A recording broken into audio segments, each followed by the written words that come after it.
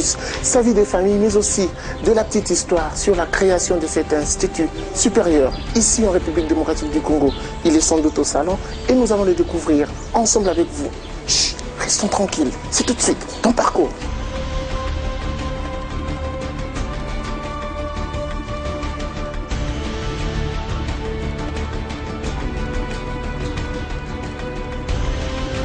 Mon nom c'est Martin Ekanda, Onyangunga, donc le nom de mon père. Je suis né à Kailo, dans le Maniema.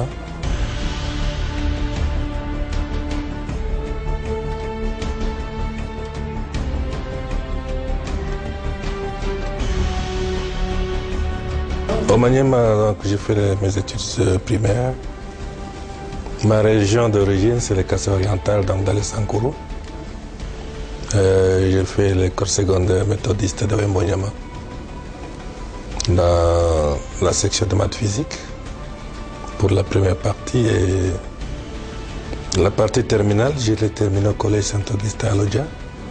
Les études même secondaires que j'ai terminées à 69. Et puis j'ai commencé mes études universitaires à l'ex-université Lovanium, à la faculté de Polytechnique.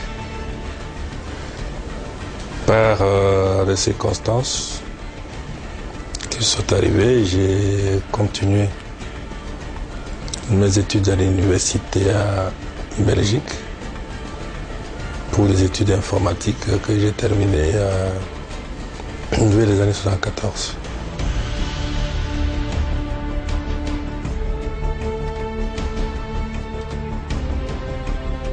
Bon, écoutez, j'ai terminé mes études d'abord informatique non seulement à l'université, mais j'ai eu la chance de voir que l'université collaborait avec un constructeur de l'époque qui avait le monopole de l'informatique, c'était IBM.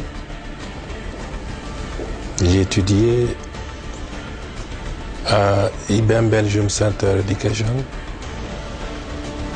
J'ai commencé le 3 décembre 73, que j'ai terminé des études d'ingénieur en informatique, que j'ai terminé et comme tel, j'étais engagé d'abord en stage chez un courtier d'assurance, M. Albrock Pierre, où j'ai exercé comme concepteur. J'étais également retenu comme assistant à l'université à l'époque. Je suis rentré au pays par une calomnie. Je pense que toute vérité n'est pas bonne à dire. On m'a calomnié, je ne voudrais pas être en détail. Ceux qui connaissent l'affaire le savent, j'étais rappelé au pays. À mon retour au pays, on m'a envoyé comme professeur à l'IBM, ici à Kinshasa. J'ai fait un petit parcours à l'INASA, au service universitaire d'informatique. Avec des incompréhensions que j'ai trouvées, ça m'a amené à penser à mettre sur le pied une structure d'enseignement supérieur en informatique, à cause de la carence que j'ai observée, où pratiquement les constructeurs qui étaient là donnaient des formations de programmeurs en 2-3 mois. Et dans ces programmes, ça consistait uniquement à donner les cours d'initiation aux ordinateurs, les cours de logique de programmation, et quelques langages qui étaient connus à l'époque, le langage COBOL ou le Fortran 4 et tout ça. Et cela ne pouvait pas former un cadre universitaire dans cette nouvelle technique. J'ai également observé que tout était orienté sur la gestion des stocks, la paie, la facturation, la gestion du personnel. C'est comme ça que, en encadrant déjà de nombreuses personnes qui me côtoyaient à l'époque, il m'avait été suggéré tout simplement de chercher les locaux de commencer ses enseignements au niveau supérieur. L'ISIPA est né le 15 novembre 1975, donc ce n'est pas l'historique de l'ISIPA que vous me demandez de brosser ici. Vous savez, je n'aime pas trop parler de moi.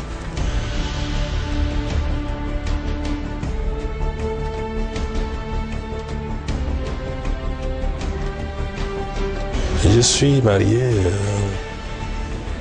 père de beaucoup d'enfants. J'ai des enfants aussi en sous-tutelle.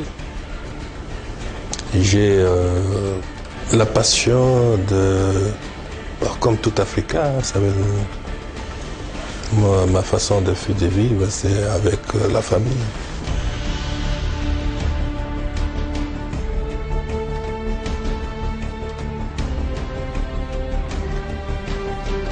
Moi, je pense que j'ai gagnerai beaucoup de souvenirs de mon papa.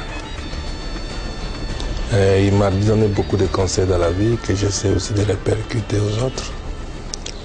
C'est d'avoir du courage et surtout d'aimer les études. Et de ma mère aussi, tout en étant illettrée, mais vous comprenez qu'elle a fait des choses que lorsque je regarde aujourd'hui ce que ma mère a fait. Et vous vous rappelez qu'en 1957, mon papa était décoré, il avait la médaille de mérite civique qu'on donnait à l'époque. Parce qu'il y avait un bon comportement de ma mère vis-à-vis de nous autres, les enfants. Ce qui fait que même les jours de l'indépendance, nous avons vu ce qui s'est passé. Mauvais souvenir, je ne voulais pas vous parler de mon accident. Et puis, aujourd'hui, je suis en train d'encadrer les handicapés du Congo comme président de la fédération. J'essaie de donner, malgré que la compréhension n'est toujours pas là, mais sous d'autres cieux, les personnes avec handicap sont bien considérées, ils sont protégés par des lois.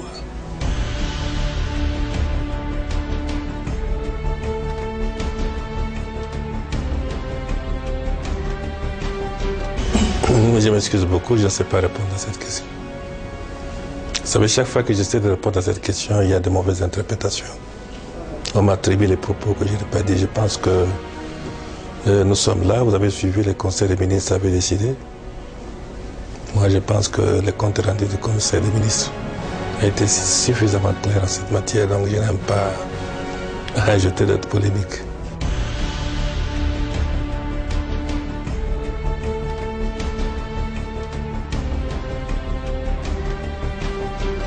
Le programme d'emploi, je ne voudrais pas dire comme les autres que nous ne formons pas de chômeurs.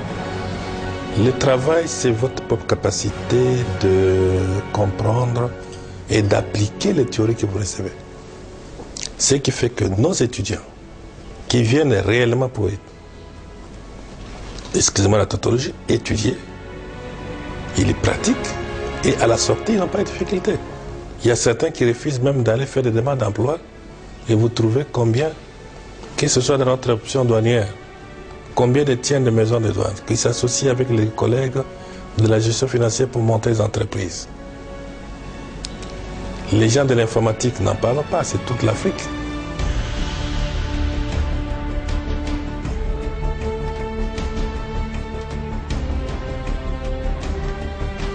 Non, nous avions eu tout le temps pour encadrer nos jeunes gens.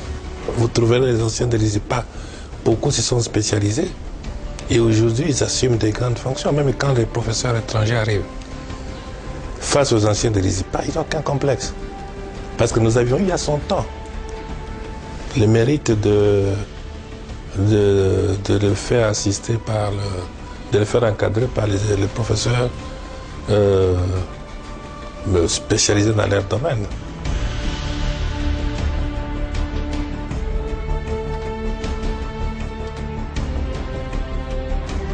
Les éléments nouveaux que nous avons amenés, c'est qu'on n'a plus formé des informaticiens robots.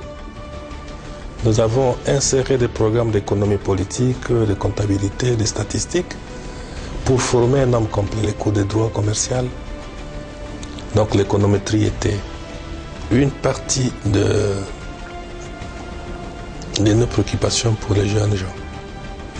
Nous avons recruté des professeurs qui répondaient à ces critères. En comparant notre programme, notre conception avec la conception occidentale des choses.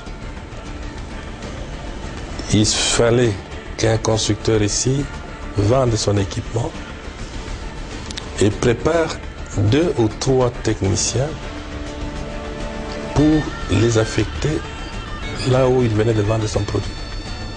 Et ces gens-là faisaient la continuité du suivi de tout ce logiciel qui s'est trouvé dedans. Vraiment un robot sans modification. Il suffisait que les programmes s'arrêtent et tout était bloqué. Nous avons donné la chance aux jeunes, non seulement de savoir préparer un logiciel, de comprendre le langage machine, de comprendre le langage de programmation. En 3e année, ils savaient faire constituer un dossier complet jusqu'à l'exploitation du projet.